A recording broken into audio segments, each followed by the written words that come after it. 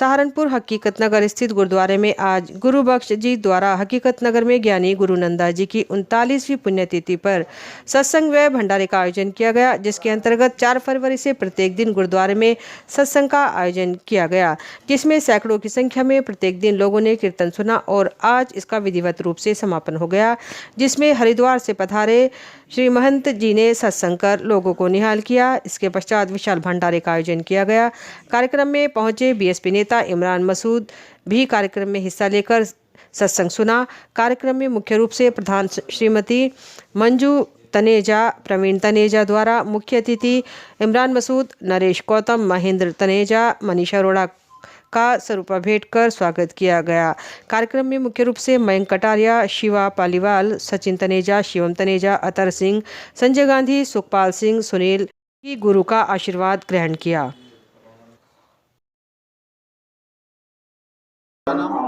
प्रवीण तनेजा बोल रहा हूँ, ज्ञानी जी का गुरुद्वारा हकीकत नगर से।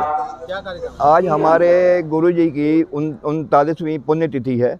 वहाँ तो अखंड पाठ रखा गया था 4 तारीख में और आज समापन हुआ उसका। तो आज भंडारा भी है यहाँ पे, तो अभी नेताजी भी आए थे। हाँ, और उनका संत मंत आए हुए हैं हरिद्वार से, वहाँ के पीठाधीश हैं ये और बहुत पहुँची हुई हस्ती हैं, उनको आशीर्वाद भी दिया इमरान जी को।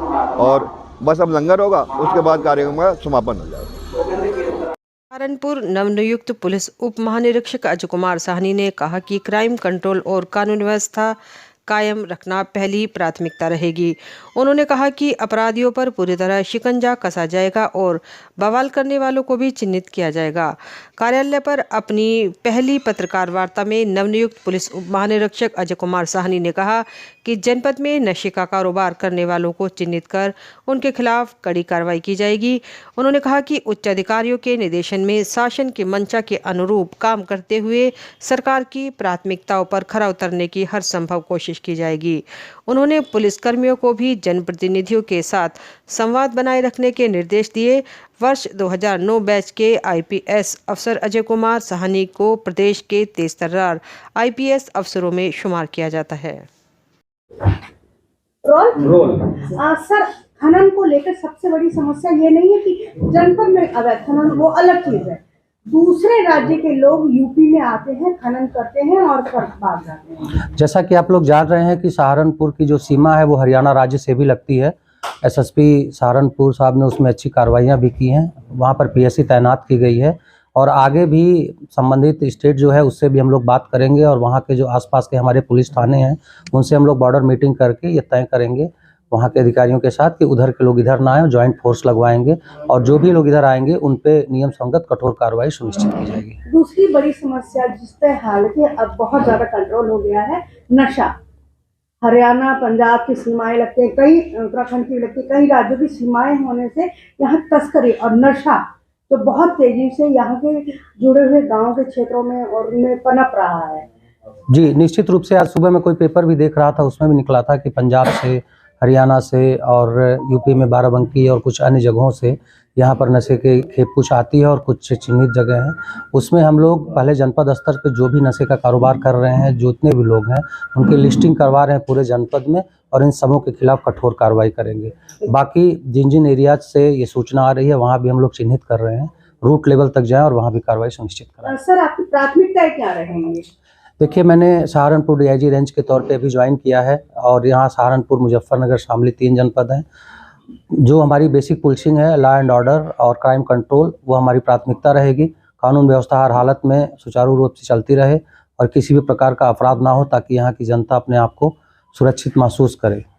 तीनों जिलों में पुलिस अच्छा काम कर रही है, एसएसपी अच्छा काम कर रहे हैं और उनसे सबसे समन्वय बना के जो भी अपराधी हैं अभी या जो भी कार्रवाई हो रही है उनको कठोर चेतावनी दी जा रही है कि किसी भी हालत में कोई अपराध बर्दाश्त नहीं किया जाएगा। इसके बाद दूसरी हमारी जो प्राथमिकता है वो आगामी निकाय चुनाव है। निकाय चुनाव सामने है, उसको निष्पक्ष तरीके से हम लोग संपन्न कराएंगे, उसकी भी तैयारियाँ चल रही हैं। Thank you. नेपाल में संपन्न हुई इंडो नेपाल स्पोर्ट्स चैंपियनशिप में सहारनपुर के खिलाड़ियों ने पदक जीतकर किया देश का नाम रोशन। आपको बता दें, नेपाल के पोखरा में संपन्न हुई इंडो नेपाल स्पोर्ट्स चैंपियनशिप में खिलाड़ियों के पदक जीतने पर सहारनपुर आगमन पर उनका रेलवे स्टेशन पर फूल मालाओं के साथ भव्य स्वागत हुआ। इंडो नेपाल स्पोर्ट्स चैंपियनशिप में पदक जीत कर लौटे सुरेश राणा और अरुण बौद्ध ने बताया कि नेपाल के पोखरा में नेपाल स्पोर्ट्स डेवलपमेंट फोरम के द्वारा इंडो नेपाल स्पोर्ट्स चैंपियनशिप का आयोजन किया गया था, जिसमें भारत देश की ओर से खेलते हुए शेखर राणा ने 200 मीटर देश में सिल्वर मेडल, जबकि कबड्डी प्रतियोगिता अरुण बौद्ध ने अन्य खिलाड़ियों के साथ कबड्डी प्रतियोगिता में प्रतिभाग कर अच्छा प्रदर्शन कर देश का नाम रोशन किया। अरुण बोध। किस चीज़ में आप जीत के आए और कहाँ खेलने गए थे आप? हम कबड्डी में जीत कर आए हैं और इंडो नेपाल में गए थे। इंडो नेपाल गेम में खेल गए। कबड्डी चैंपियनशिप 2023। कौन कौन गए थे? ये पंजाब से थे और राजस्थान से थे, हिमाचल प्रदेश से थे, जो सहारनपुर से थे। हम 2 बंदे थे सहारनपुर से। तो आगे की क्या तैयारी है? आगे की अभी जो बताया हमारे को साहब ने कि दुबई खेलने के लिए मौका मिलेगा अप्रैल में शायद। का नाम? सर शेखर राणा। अच्छा, कहाँ खेलने गए थे और किस चीज़ में आपने medal? Indo Nepal. Sir running थी मेरी 200 मीटर। अच्छा, जी तुम्हारी टीम ने कितने मेडल जीते लगभग? सर करीबन 13। 13 मेडल। जी सर। कौन कौन से खेल में? सर कबड्डी और एथलीट। आगे की क्या तैयारी है? सर आगे 2024 पेरिस ओलंपिक। ओलंपिक? जी सर। पैर नहीं सर, पेरिस में जो ओलंपिक है वो। उसकी तैयारी है? जी सर। दिल्ली रोड स्थित गुज्जर भवन में बीजेपी का बजट गोष्ठी कार्यक्रम आयोजित। आपको बता दें, आज गुज्जर भवन में बजट गोष्ठी का कार्यक्रम आयोजित हुआ, जिसके मुख्य वक्ता स्वतंत्र प्रभार राज्य मंत्री असीम अरुण रहे, जिन्होंने बजट पर विस्तार पूर्वक चर्चा की। राज्य मंत्री ने बताया कि यह बजट गरीब जनता के हित में है और सबसे अंतिम छोर पर बैठे व्यक्ति के विकास के लिए काम करेगा। भारत के बुनियादी ढांचे को मजबूत करने का काम करेगा। किसान को भी बजट से बहुत लाभ पहुंचने का काम होगा। हरित विकास का भी पूरा ध्यान बजट के अंदर रखा गया है। युवा शक्ति के लिए भी गांव में स्टेडियम, ओपन जिम, खेल के अन्य सामान का भी ध्यान बजट में रखा गया है। स्वास्थ्य के क्षेत्र को भी बजट में जोड़ा गया है। महिलाओं आत्मनिर्भर बनाने के लिए भी बजट में कुछ दिया गया है। सहकारिता और विश्वकर्मा के लिए भी बजट बहुत ही कारगर सिद्ध होगा। हमारे सभी वर्ग के लोगों को राहत देने का काम इस बजट में होगा। जनपद में विभिन्न जगहों पर चला अतिक्रमण हटाओ अभियान। 27 स्थानों से हटाया अतिक्रमण, 4 पर 10,000 जुर्माना। आपको बता दें, आज बेहट रोड पर नगर निगम द्वारा अतिक्रमण रोधी अभियान चलाया गया। इस दौरान 27 अतिक्रमणकारियों का अतिक्रमण हटाया गया और अतिक्रमण करने वाले 4 लोगों पर 10,000 रुपये का जुर्माना लगाया गया। नगर आयुक्त गजल भारद्वाज के निर्देश पर नगर निगम ने अतिक्रमण प्रभारी सुधीर शर्मा के नेतृत्व में नाजिरपुरा से कोतवाली देहात तक अतिक्रमण रोधी अभियान चलाया। अतिक्रमण रोधी अभियान चलाने से पहले नगर निगम अधिकारियों द्वारा 3 बार अग्रिम चेतावनी दी गई थी, लेकिन अतिक्रमण न हटाने की स्थिति में नगर निगम ने जेसीबी के साथ यह अभियान चलाया। अभियान के दौरान 1 दर्जन स्थायी तथा 15 स्थानों से अस्थायी अतिक्रमण हटाया गया। अतिक्रमण करने वाले 4 लोगों पर 10,000 रुपये का जुर्माना भी लगाया गया। कुछ दुकानदारों को 2 दिन का समय दिया गया कि वे अपना अतिक्रमण हटा लें, अन्यथा उनके खिलाफ सख्त कार्रवाई की जाएगी। प्रवर्तन दल प्रभारी कर्नल BS नेगी ने बताया कि हाई टेंशन लाइन में बिजली तारों के लटके होने के कारण कुछ दुकानों का अतिक्रमण नहीं हटाया जा सका।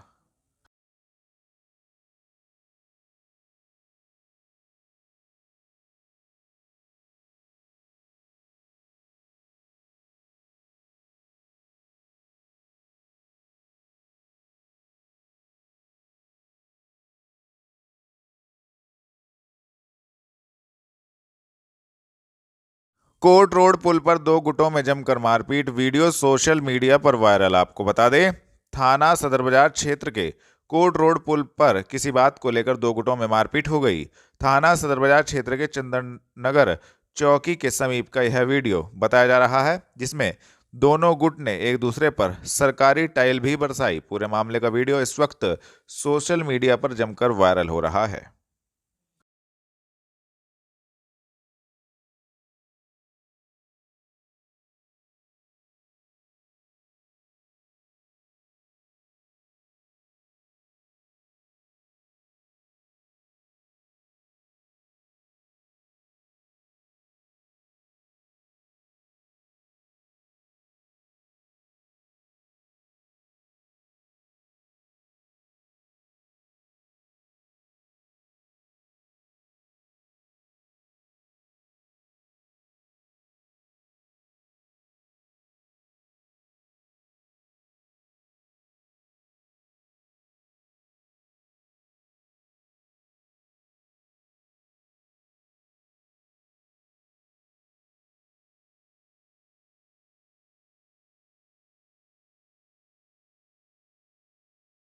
थाना नकुड़ पुलिस ने 15 घंटे में किया चोरी की घटना का सफल अनावरण। एक शातिर चोर को नकुड़ क्षेत्र से किया गिरफ्तार। आपको बता दें, वरिष्ठ पुलिस अधीक्षक के निर्देशानुसार अपराधियों के विरुद्ध चलाए जा रहे धरपकड़ अभियान के क्रम में थाना नकुड़ पुलिस को बड़ी सफलता हाथ लगी है। थाना नकुड़ पुलिस ने 15 घंटे में चोरी की घटना का सफल अनावरण करते हुए एक शातिर चोर कुलदीप पुत्र सुभाष को नकुड़ क्षेत्र से गिरफ्तार करने में महत्वपूर्ण सफलता प्राप्त की है, जिसके कब्जे से 2 बड़े बैटरे, एक छोटा बैटरा, एक एलईडी, 3 छोटी बैटरी, एक छोटी मोटर बरामद की गई तथा संबंधित धाराओं में कार्रवाई करते हुए अभियुक्त को जेल भेजा गया है। गिरफ्तार करने वाली टीम में प्रभारी निरीक्षक राजेंद्र प्रसाद वरिष्ठ तथा उप निरीक्षक बीरबल सिंह, उप निरीक्षक देवेश कुमार, हेड कांस्टेबल नीरज मौजूद रहे। सर, चोरी की घटना को अंजाम देने के बाद चोर ने चैलेंज किया था पुलिस को, अब वो गिरफ्तार हो चुका है। क्या कुछ उससे बरामद की और कैसे उसने घटना को पारित किया? देखिए, दिनांक 5 फरवरी की रात को थाना नकुड़ में आर एन टैगोर विद्यापीठ में ताला तोड़ के चोरी करने की घटना को एक अभियुक्त ने अंजाम दिया था और थाना नकुड़ पुलिस ने 15 घंटे के अंदर अभियुक्त कुलदीप को न सिर्फ गिरफ्तार किया बल्कि जो भी चोरी का सामान था उसकी 100% बरामदगी की है। और अभियुक्त ने चोरी करने के साथ साथ स्कूल के बोर्ड पे एक तरह का चैलेंज भी दिया था कि पकड़ सको तो पकड़ लो। इसकी गिरफ्तारी की गई है। गत माह भी इस अभियुक्त ने चोरी की घटना को कारित किया था और गिरफ्तार होकर जेल गया था। वापस इसने इस घटना को कारित किया है और एसएसपी महोदय ने इस गुड वर्क के लिए थाना नकुड़ पुलिस को 25,000 रुपये का नकद इनाम देने की घोषणा की है। बरामदगी कर ली गई सर सब सामान की? सारे सामान जो चोरी हुए थे उसकी बरामदगी हो चुकी है। ठीक है। सर्किट हाउस सभागार में राज्य मंत्री स्वतंत्र प्रभार समाज कल्याण विभाग असीम अरुण द्वारा प्रेस वार्ता आयोजित। आपको बता दें, आज सर्किट हाउस सभागार में राज्य मंत्री स्वतंत्र प्रभार समाज कल्याण विभाग असीम अरुण पहुंचे, जिनका पदाधिकारियों एवं कार्यकर्ताओं ने फूल मालाओं से जोरदार स्वागत किया। इसके उपरांत राज्य मंत्री द्वारा प्रेस वार्ता आयोजित की गई और संबंधित जानकारी दी गई। अखिलेश यादव जी, स्वामी प्रसाद मौर्य जी जो कह रहे हैं और जो एक विवाद उत्पन्न करने की कोशिश कर रहे हैं, वो पूरे समाज को साफ साफ दिख रहा है कि उनका खेल क्या है, उनका गेम प्लान क्या है। और मैं उनको याद दिलाना चाहूँगा कि लोगों को बांटने की राजनीति, बंटवारे की राजनीति ये अच्छी बात नहीं है। और जिन्होंने सन 47 में बंटवारे की राजनीति की, आज पाकिस्तान का, उनके देश का क्या हाल है आप देख रहे हैं। और वहीं भारतवर्ष जिसने अखंडता की ओर बढ़ने का प्रयास किया, उसकी स्थिति क्या है। आज हम लोग G20 के ना सिर्फ सदस्य हैं बल्कि उसकी अध्यक्षता कर रहे हैं। प्रधानमंत्री मोदी जी द्वारा ऐसा कार्य किया गया है। तो मेरी सलाह है समाजवादी पार्टी को कि जोड़ने वाला काम करें, तोड़ने वाला काम ना करें। अपने परिवार को ही देखें, अगर वो तोड़ने वाला काम ना करते तो आज परिवार की हालत ना होती, पार्टी की हालत ना होती। तो हम सब के लिए इसमें सबक है बहुत बड़ा कि हमको जोड़ने वाला काम करना है। और जैसा मोदी जी कर रहे हैं, योगी जी के नेतृत्व में हम लोग उत्तर प्रदेश सरकार में कर रहे हैं, इसी रास्ते पे हम लोग को चलना है। छात्रवृत्ति के मानक बदलेंगे, आसानी से नहीं मिलेगा दाखला और छात्रवासों की भी हुलिया है वो सुधरेगा। तो इस उसमें दिशा में उत्तर प्रदेश सरकार और भारत सरकार मिल करके बहुत बड़ी संख्या में लगभग 1 करोड़ से ज़्यादा छात्रों को प्रतिवर्ष अलग अलग वर्ग से छात्रवृत्ति देती हैं। इसमें एक बड़ा परिवर्तन होने जा रहा है जो कि गाइडलाइन में था, किंतु अब उसको लागू किया जा रहा है कि छात्राओं की बायोमेट्रिक अटेंडेंस होगी। और ऐसा इसलिए किया जा रहा है क्योंकि पाया गया कि कुछ एक जनपदों में छात्र आते नहीं थे, ना ही परीक्षा देते थे, लेकिन छात्रवृत्ति ले लेते थे। तो इस प्रकार जो हमारा आपका करदाता का पैसा है वो व्यर्थ जा रहा था। तो शिक्षा के स्तर को अच्छा करने के लिए, बच्चों को समर्थन देने के लिए बायोमेट्रिक अटेंडेंस की व्यवस्था शीघ्र ही शुरू की जा रही है। इसका पायलट हो चुका है। इसको अब अगले अकादमिक सत्र में, जो कि अभी शुरू होगा, सभी ऐसे विद्यालयों में, विश्वविद्यालयों में लागू किया जाएगा।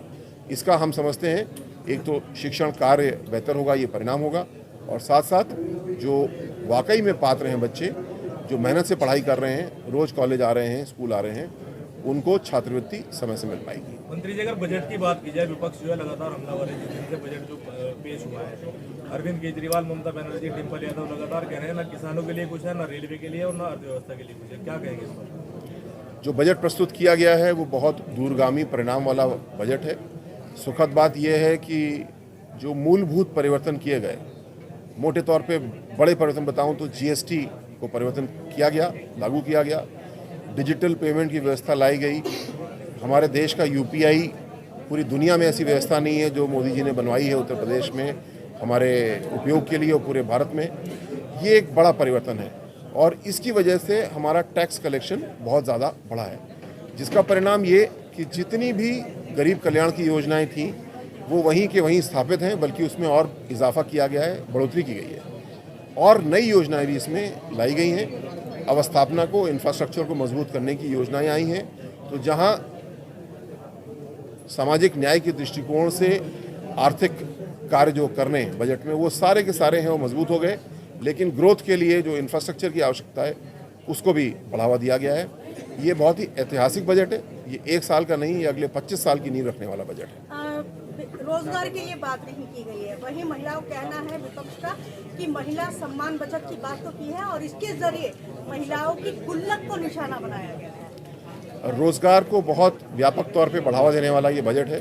जब हम इंफ्रास्ट्रक्चर की बात करते हैं, जब हम लोगों की आय को बढ़ाने की बात करते हैं, तो इससे रोजगार बहुत व्यापक तौर पे बढ़ेगा और महिलाओं के लिए भी समस्त प्रबंध किए गए हैं। हमारी सरकार सबका साथ सबका विकास हमारा केवल नारा नहीं है, हमारी कथनी है, करनी है। हमारी हर नीति में जो सप्तऋषि 7 मुख्य बिंदु हमने दिए, उसमें पहला ही बिंदु है हमारा समावेशी विकास। समावेश मतलब सभी जातियों का, धर्म का, महिलाओं का और आर्थिक रूप से पिछड़े वर्ग का समावेश इसमें हो। हकीकत नगर स्थित गन्ना भवन कार्यालय पर भारतीय किसान यूनियन वर्मा ने अपनी मांगों को लेकर किया प्रदर्शन, दी जानकारी। आपको बता दें, भारतीय किसान यूनियन वर्मा ने 18 सूत्रीय मांगों को लेकर आज हकीकत नगर स्थित गन्ना भवन कार्यालय पर जोरदार प्रदर्शन करते हुए संबंधित जानकारी दी। भगत सिंह वर्मा, राष्ट्रीय अध्यक्ष भारतीय किसान यूनियन वर्मा। पिछले वर्षों का भी चीनी मिलों का गन्ना भुगतान बकाया है। भारतीय जनता पार्टी की योगी सरकार ने कहा था कि हम 14 दिन में गन्ने का भुगतान दिलाएंगे। 14 दिन तो दूर, 14 महीने में भी गन्ना भुगतान किसानों को नहीं मिल रहा है।